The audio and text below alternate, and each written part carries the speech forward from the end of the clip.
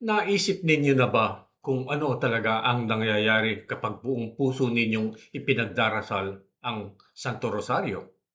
Ngayon, babalik tayo sa panahon ni Santo Domingo upang masaksihan ang isang kwentong nagpapakita ng kahangahangang kapangyarihan nito. Manatiling nakatutok.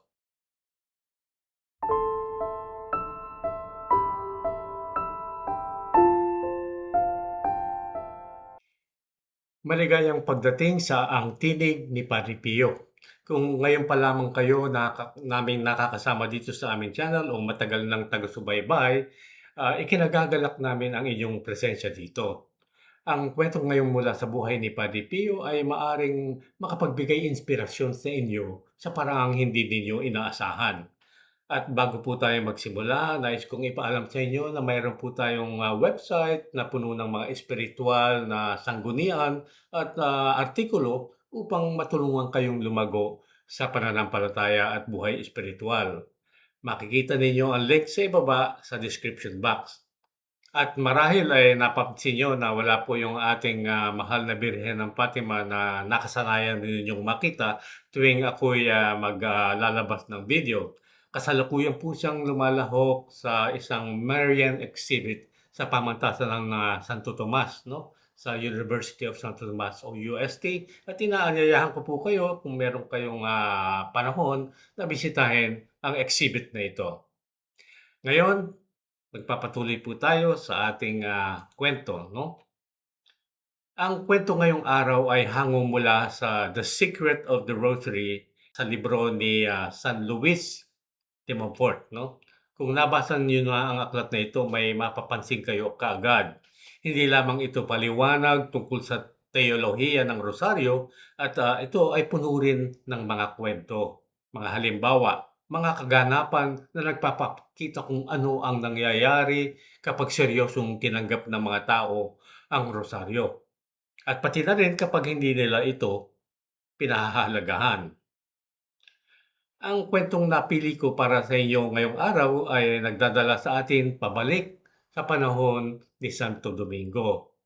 Bilang kaunting paliwanag, si Santo Domingo ay isang pari at mangangaral noong ika-13 siglo, 13th century, na higit na kilala bilang tagapagtatag ng Ordeng Dominicano, no? The Dominican Order. Ngunit higit pa roon, nilabanan niya ang isang maling aral, lalo na ang heresiya ng mga Albigense, isang malaking kilusang dualistiko sa Timog Pransya.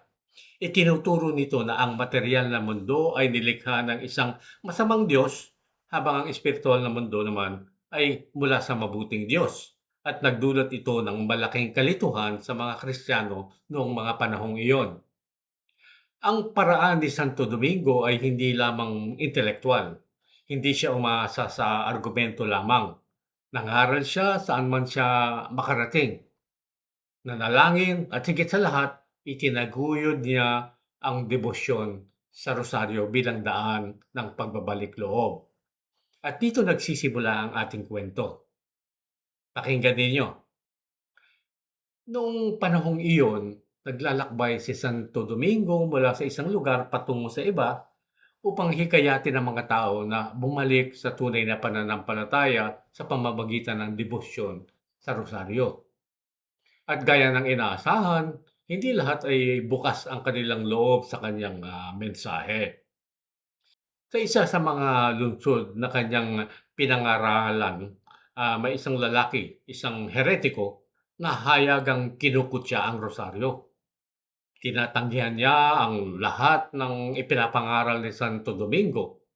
At siyempre, lalo nitong pinahirapan ang pagbabalik loob ng ibang tao na naroon na namamasdan ito.